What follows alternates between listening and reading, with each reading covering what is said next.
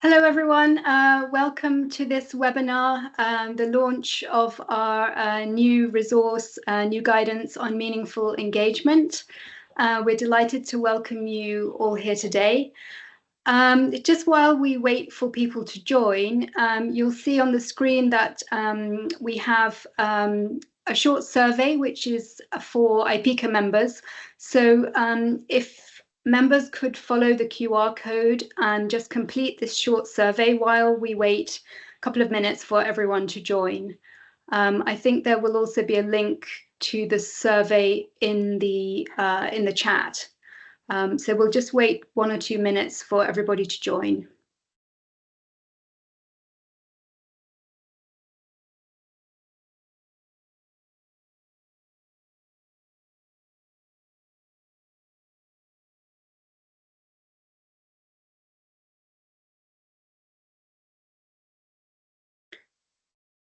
So once again, just to repeat for people who have just joined, welcome. While we wait for everyone to get into the call, there's a survey for IPECA members only, both on the screen and also there's a link to it in the chat. So if members could please take a minute or so to fill out the short survey, that would be great. And then we'll give it 1 more minute and then we'll start.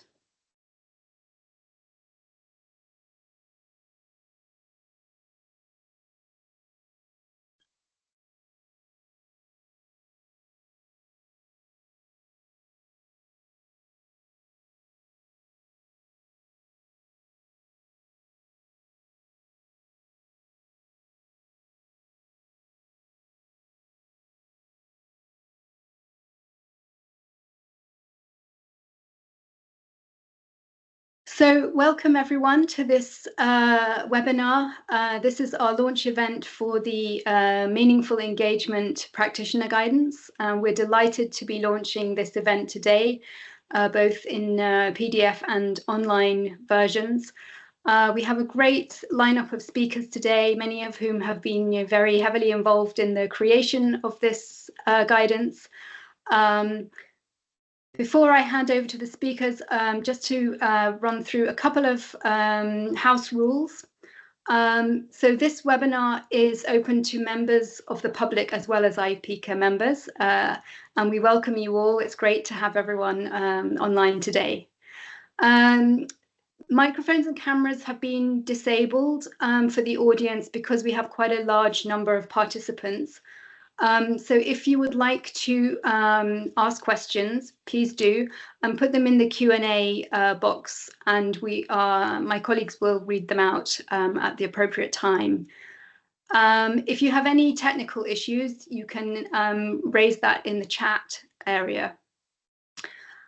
And just also to let you know that the presentation is being recorded. So please do put any questions in the Q&A. We will take questions as we go along and also at the end if we have enough time. I'll just run through the agenda. So we've got a great lineup of speakers. Towards the end, I will share with you the online resource. As I mentioned, we've developed this time for the first time, both a PDF version of the guidance and also an online web-based version. So I will take you through, navigate through the online version just to give you a sense of how it all works. So without further ado, I'm going to hand over to Isabel Miranda, our Director, Sustainability and Social Performance here at IPECA. Thanks, Isabel. Thank you very much, Hope, and welcome everyone. I really want to welcome today and thank you for joining this webinar. This is our afternoon webinar. We had one this morning, and we are really excited to be able to launch this guidance today.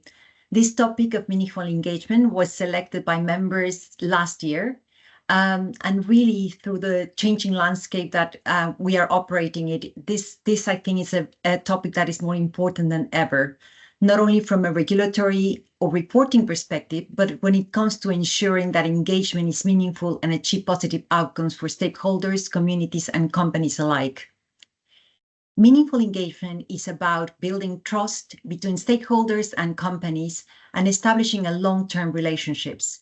Undertaking engagement in a meaningful way will help you understand what are the issues that are important to your stakeholders and the potential impacts your project may cause. It will also help you find ways to address issues and ensure greater transparency and accountability. For IPICA, this is also really important as meaningful engagement is an essential part of the just transition. As the global energy transition proceeds, companies will make changes in their portfolios, which may impact communities. In these situations, engaging with communities in a meaningful way will be vital in ensuring that stakeholders are not disadvantaged. As you know, IPICA has an amazing wealth of knowledge and experience within our membership, covering many geographical contexts and business activities. The development of this guidance has really drawn on the expertise and experience of a lot of our membership, building on case studies, and also members have been very involved in sort of the drafting, review, and editing of the guidance. What I also want to take the opportunity here too is to thank Sabrina and Louis from ERM. It's been a great partnership in them supporting us in this, what is now sort of the second practitioner note on our series of guidance.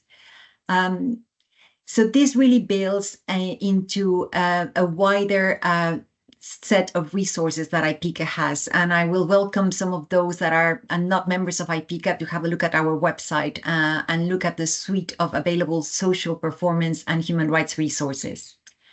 I think this guidance is particularly exciting because I think for the first time we have taken a new step, which is to develop an online version. Typically what we have done is to have a PDF version of guidance, and this one for the first time really brings that element, which we're very excited because I think it will enable you and practitioners to really find the relevant parts of the guidance that you will need and make it more user-friendly. And as part of this webinar, we'll run you through, as Hope had mentioned, a little bit of a test run. So without further ado, I'm going to hand over to Hope, and I hope you really enjoy this webinar. Over to you, Hope.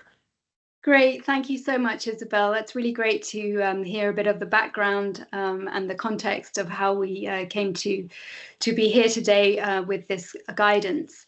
I'm next going to hand over to Sabrina Genta, who is a partner at ERM, and she co-authored the guidance along with her colleague Lewis Penny, who can't be on the call today. And Sabrina is going to take us through some of the key chapters, some of the key sections of the guidance, and talk a bit about how it was developed. So over to you, Sabrina. Thanks, Hope. And I think you beat me to the punch, but I know it's my name that appears on the slide, but I just wanted to shout out to my colleague, Lewis Penny, who was instrumental in helping pull the guidance together.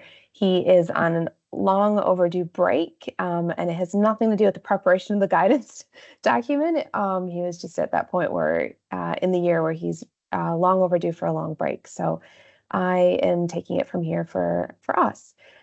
So I just have a couple of minutes. I'll run everyone through the sections of the guidance note. But just in terms of kind of a starting point, I think we thought about two key things when we were looking at developing the guidance note. One is making sure that it was practical.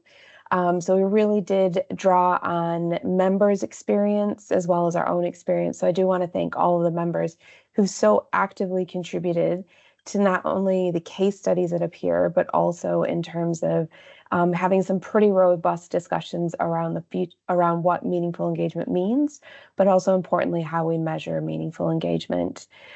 So we really did want it to be practical so that anyone who's working on the ground anywhere in the world could pick up the guidance and see themselves reflected in it, both the challenges as well as opportunities that sit in front of them when it comes to meaningful engagement, so that they'd have something that they could readily use in their day-to-day world. Both in terms of how you deliver on-ground meaningful engagement, but potentially how you talk to internal colleagues and decision makers as well. The other one, which I giggle every time, and hopefully you will as well, is something that's succinct. So we did want it to be succinct because not all of us have oodles of time to troll through tombs of information. So we wanted it to be succinct. But in doing that, as we started to move along, we realized that we needed probably more than we thought we might. So it's really great to see Hope and the team putting together an online version so you can instantly dig into the section that's most relevant for you. But it did get maybe a little bit bigger than we thought it might in the beginning. So just quickly to walk you through what the sections actually look like. So while the starting point was really measuring meaningful engagement, what we realized is that we first need to define meaningful engagement. So we've built 6 core principles, and around each of those principles, we've also identified key performance indicators, as well as which you can use to measure meaningful engagement. The next section, section 2, looked at making engagement meaningful. So some of the tools and techniques, particularly the communication methods and channels that we can use to engage and ensuring that it is meaningful. The next couple of sections really were where we got into the meat of things. So how do we measure meaningfulness? Wow, that's a mouthful. But the KPIs that we can put in place are the indicators that we can use to measure whether or not the engagement that we're undertaking is meaningful. And I think that oftentimes raised a question, and in a number of the conversations we had with members was really, it's great to have indicators, but how do we collect some of that data? So we ended up adding in an additional section, section 4, around collecting meaningful data, or data to inform the performance indicators that had been identified in section 3. So it's not just giving you the indicators, but some of the tools and techniques that you can use to collect the data to actually inform whether or not something is meaningful. And then the next 2 sections are the last 2 sections. Section 5 is around tips and advice. So there are quite a series of tips and guidance tidbits that all of us have probably learned along the way. And really, this is where we drew on members' experience, as well as our own experience, to share some of those real world challenges and how we've actually overcome some of those challenges, or things to really think about when you're designing a meaningful engagement program. And the last one was case studies. And as I mentioned at the start, we really wanted to make sure that these were cross-section geographically across the world. So while we've already run one of these sessions earlier today, or for some people probably while they were sleeping, we did want to make sure that it adequately reflected APAC, Africa, Europe, North and South America. So we've drawn case studies from a range of geographies, as well as a range of different contexts. So again, so that you can see yourselves in those. And as Isabel mentioned, we all realize that we're on a pathway to a net zero economy, or a transition. And so some of the case studies aren't just relevant to oil and gas, but some of the changes that some of the member companies and their portfolios are experiencing now. So really wanted to make it useful, regardless of the context, so that the challenges that exist in different contexts, or even in different regulatory frameworks, were really drawn out in those case studies.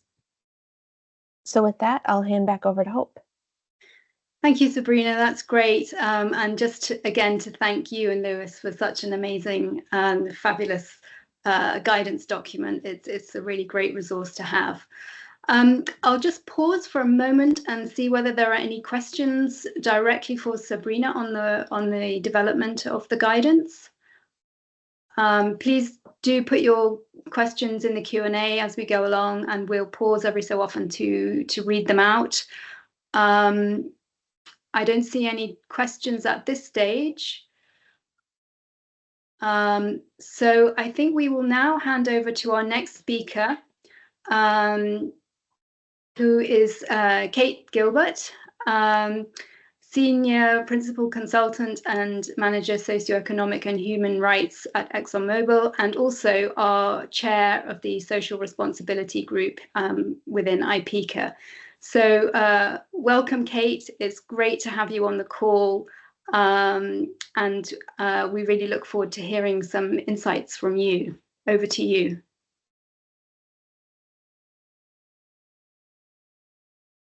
Hope, I think Kate had a technical issue and she just hung up. I will let you know when she is back. Oh, okay. So maybe we should then, at this stage, we should move on to Sasha from Shell. Sasha has been Yes, very... I'm here.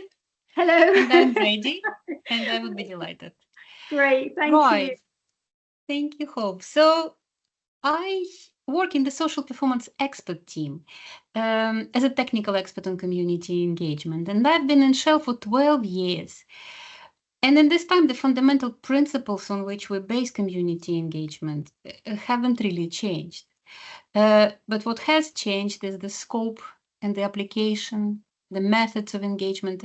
Most of all, I think the expectations placed on companies by the impacted communities, the regulators, and various organizations that hold us to account. And many of those organizations were represented in increasingly broad stakeholder panels during the last IPCA week. So these expectations could be difficult to navigate. And it was really the right time for us as an industry to come together and spell out what is it that we consider meaningful engagement. So in the next few minutes, I'm going to tell you why we thought that the practitioner note was relevant and how we plan to use it in Shell. Could you please flip to the next slide, Hope?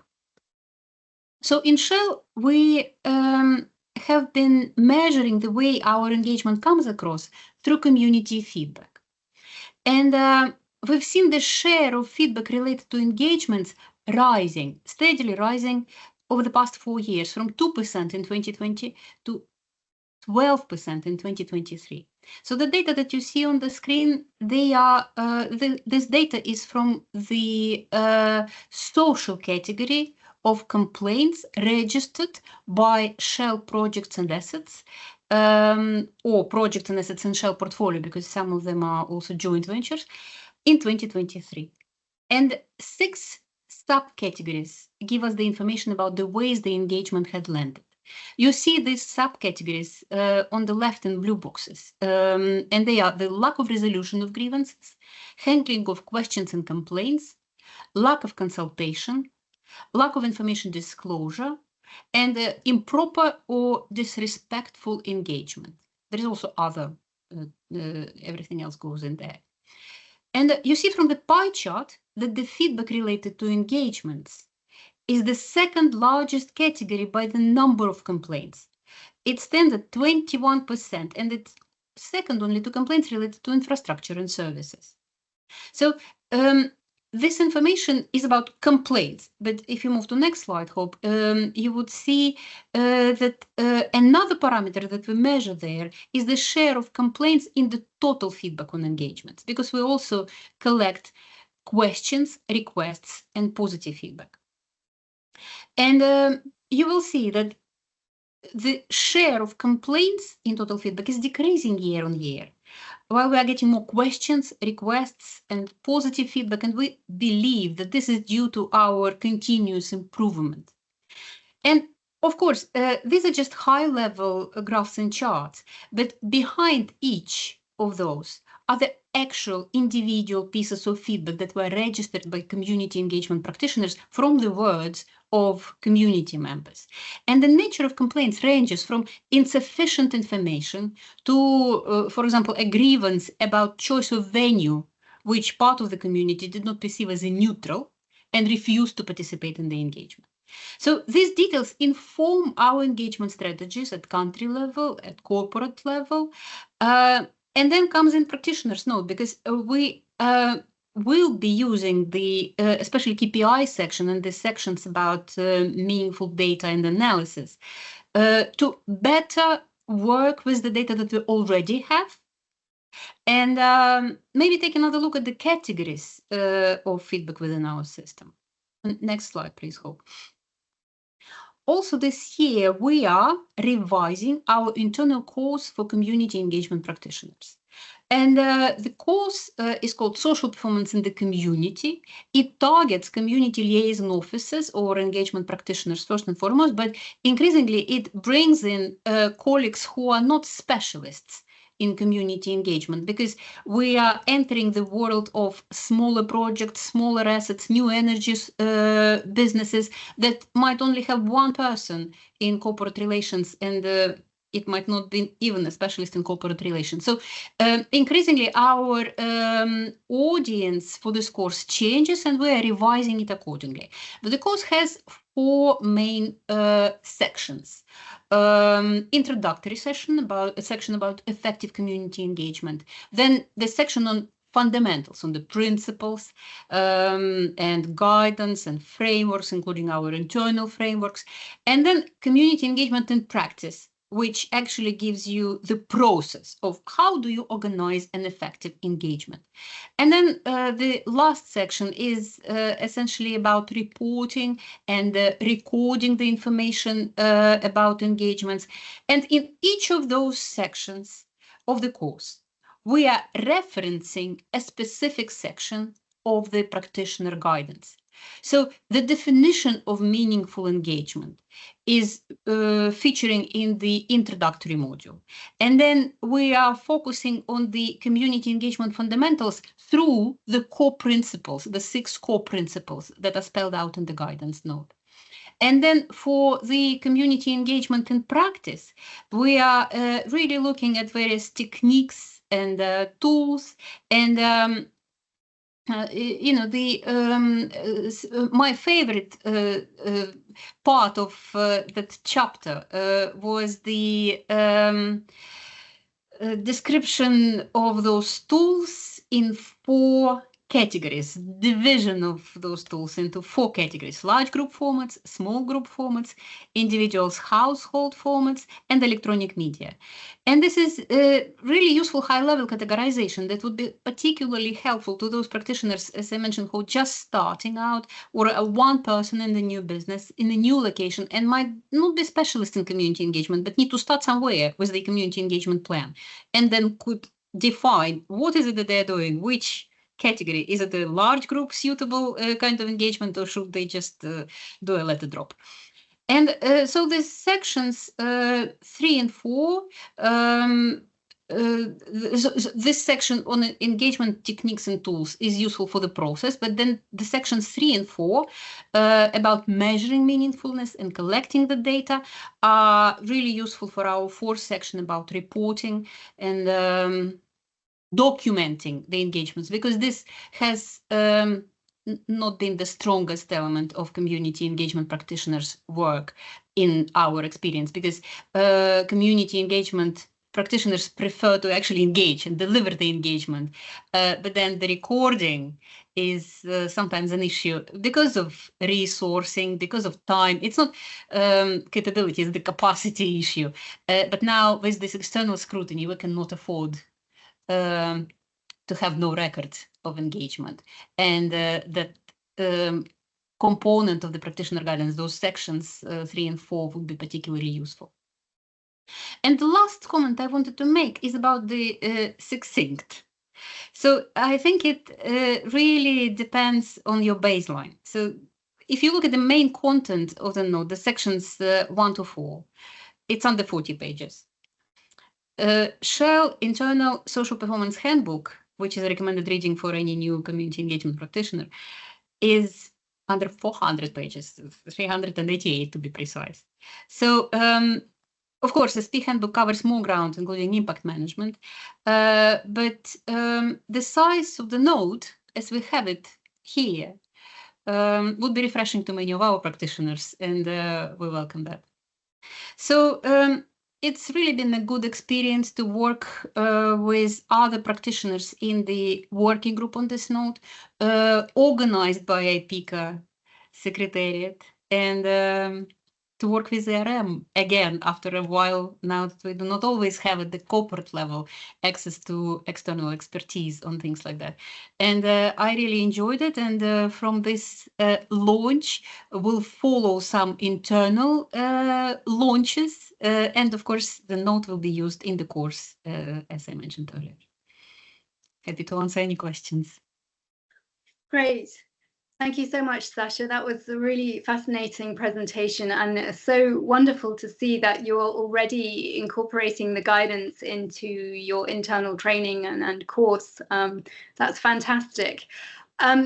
If you don't mind, we'll just move on to hearing from Kate, and then we'll come back to questions. We now have Kate on the line, so welcome, Kate, and if you'd like to share a few insights with us on your take on the guidance. Sure. Thank you. Can you hear me okay? Yes. Okay, thank you. Again, apologies for the technical issues with Teams. It always seems to happen right when you need to speak. So my apologies, but yes, I've been very much looking forward to the kickoff of the meaningful engagement guidelines, and really being able to highlight, the importance of meaningful engagement in the work that we all do in our space. But I did see, a couple of questions that have already come up, and I think that's one of the key areas that I did want to highlight was the fact that the principles behind meaningful engagement are really relevant around the world. It really isn't about where you're operating in terms of the need to be inclusive and have a transparent and proactive way of engaging and collaborating with communities. And so, the principles behind that are the same everywhere. What it looks like and what a accessible, transparent, inclusive engagement process looks like might be different from place to place. But I think the question was around API, the American Petroleum Institute, in terms of that engagement. And I think that was one of the really key things that we looked at when we were first evaluating, developing this guidance, and the need for it was a couple of things. One, that it's really not just something that's an important element for practitioners such as ourselves that do actual community engagement or work in the social space, but the elements of meaningful engagement are important across the board. So whether you're engaging on impact assessments, developing mitigation strategies, whether you're engaging on developing investments and capacity building programs, or engaging with the community really on any topic, that concept of being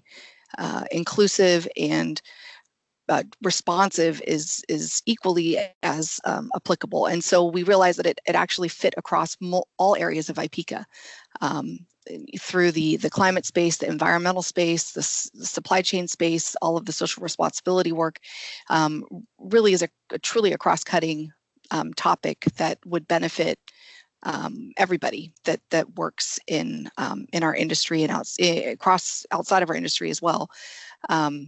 So I think that was, really one key thing that we took into account. The other was the fact that we have this amazing breadth of experience that we've obtained, from decades and decades of working in various places around the world that we can bring into the different countries in which we operate. And so, for example, in the United States, a lot of the focus of the meaningful engagement guidance is around places where maybe there aren't robust frameworks for how you're expected to do engagement, or maybe less regulated locations or more developing locations. But equally as relevant in developed locations, or places where you would think there would be some fairly robust guidance already around how you do engagement. And so what we've seen here in the United States is we're working more and more on some of our projects here, that the legislation and the compliance side of that actually doesn't have kind of universal guidelines or expectations for how you do engagement with communities. And so it's typically been viewed as more of a one-way engagement, one-way conversation. You need to make sure communities are informed, almost like a tick the box type of exercise, which was exactly what we wanted to make sure that the guidance was clear, that this isn't about just ticking the box. It isn't just about telling communities what you're planning on doing, making sure they're informed. It's about that collaboration. It's about getting that feedback and that input and making sure that you're able to actually do something with it. When you ask people for their input, the expectation is that you're actually going to use that input for something, and being able to have a way to build that feedback and that input that you're getting into your plans, what, how you're implementing things, how you're going to be operating your facilities.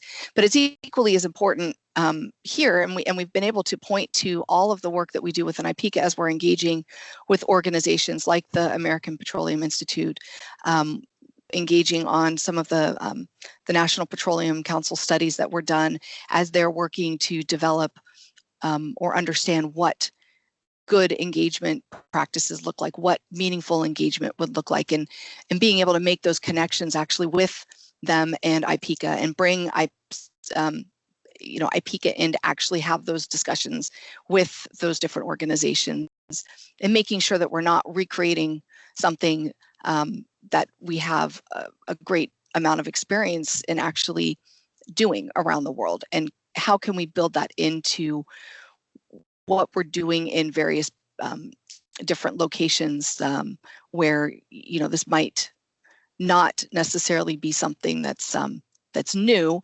but the enhancing that particular approach, and how we're actually designing our engagement programs, and how we're actually engaging on a regular, ongoing basis with those communities, including those that we may have been a part of for more than 50 years. I mean, in some cases, up to 100 years. This isn't going into a new location. This is how do we start building that meaningful engagement in places where we've been operating, and maybe have had engagement strategies that have worked in the past. But as the expectations change, the world changes, our operations change, really, in particular, the area of environmental justice and working with disadvantaged communities, those concepts, again, not something that's unique to the United States.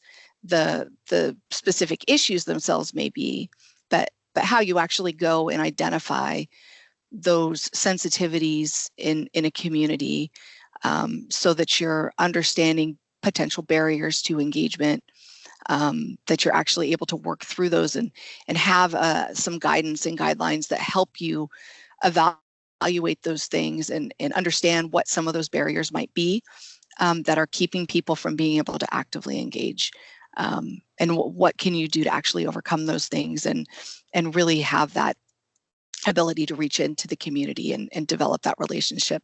I think that's really been one of the benefits of this guidance, in terms of it being impactful, and helpful and useful in pretty much any type of environment where we might be operating, new, existing, developing, developed, and in places where it's maybe more regulated, or less regulated. So I think that was really what we were trying to make sure was captured as this was developed, and that it would be something that could be used by member companies, something we can point to other industries or governments or other organizations, that we can point them to this as a good reference point, and be able to benefit from learning from all of the experiences that we've had and have built into the guidance.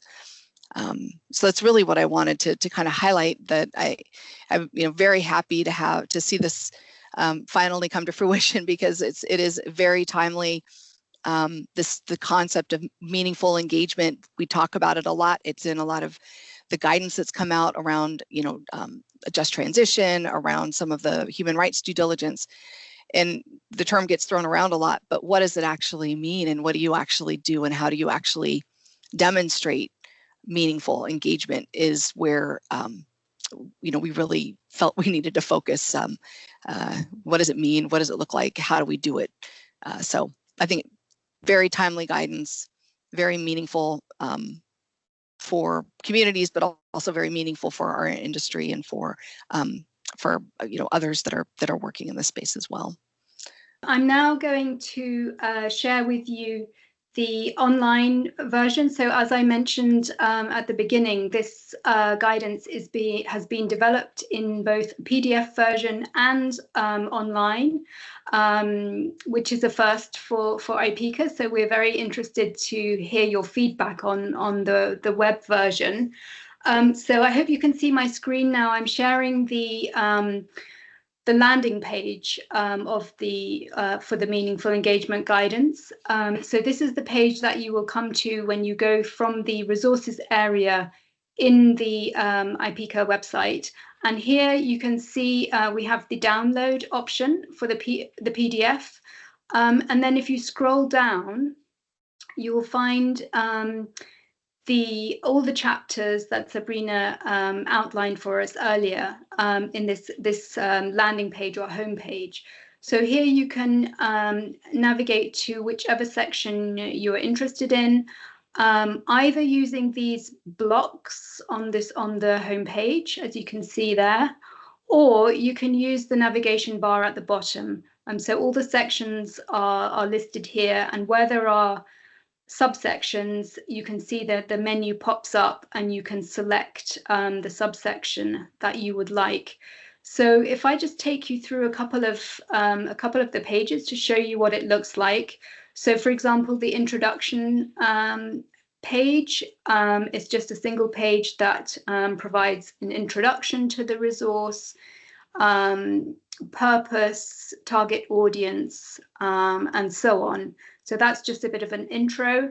And you'll see that on many of the pages, we have these little tips, little bits of extra advice. And in many cases, there is a link either to the appendix or to the case studies. So throughout the document, you can jump between sections as you wish. Then section 1.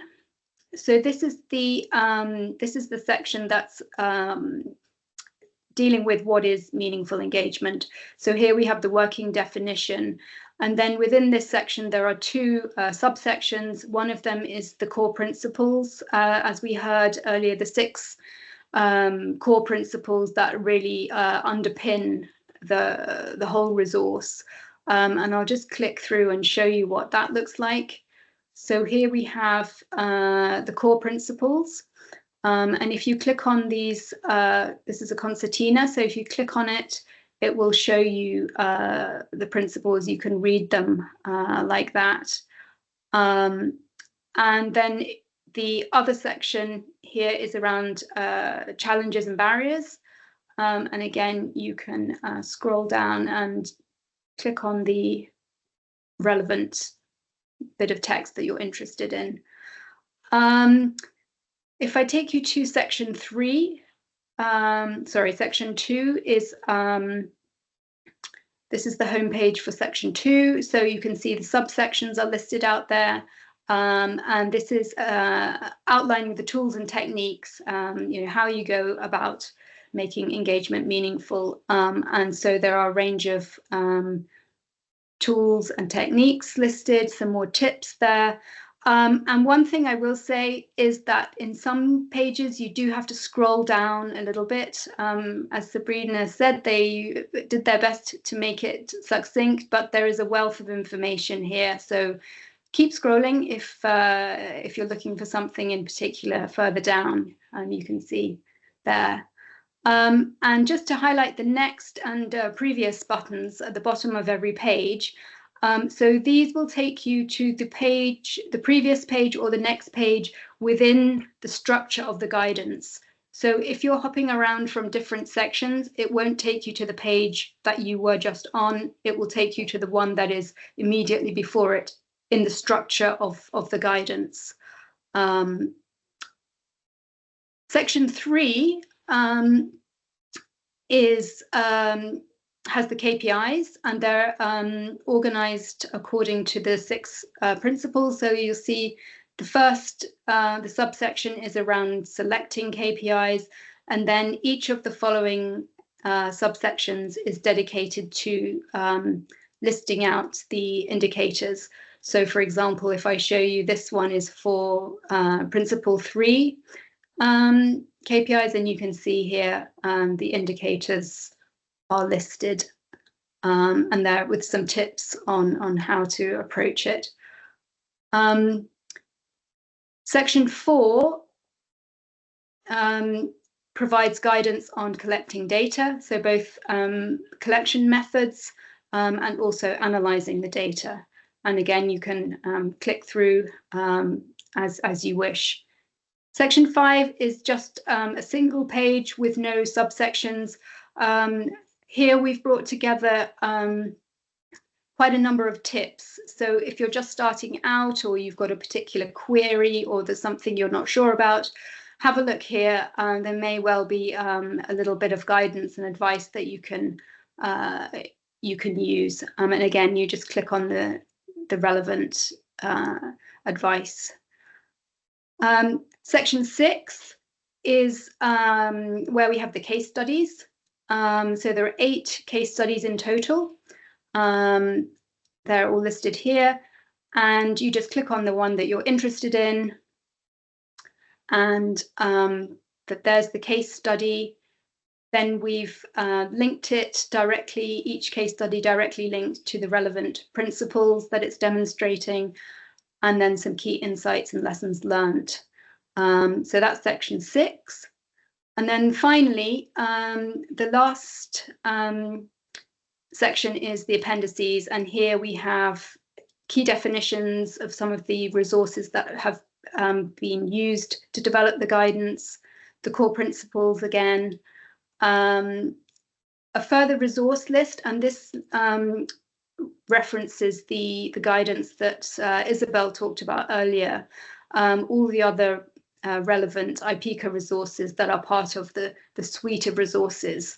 And if you click on any of these, it will take you outside the meaningful engagement pages in a new separate pop-up box. So for example, if I click on one of these, it will take me outside, and you'll see that the navigation bar at the bottom is no longer there, but I just go back to the tab that I was in, and I'm back in the meaningful engagement pages. So I'll just take us back to, this is the home page, and there are the starting sections. So that's just a very quick navigation of the online version. I'll stop sharing that now. And we'd be delighted to hear any feedback from you. This is a new departure for us, so we'd be really interested to hear your feedback. I think it just remains for me to thank our speakers today very much indeed for sharing their insights, and also just to take this chance to thank all those who have contributed to this resource, all our members who have read drafts and reviewed versions and have supplied case studies. It's a really great resource, and thank you all for the work that you've done to get us this far. Thanks very much for joining.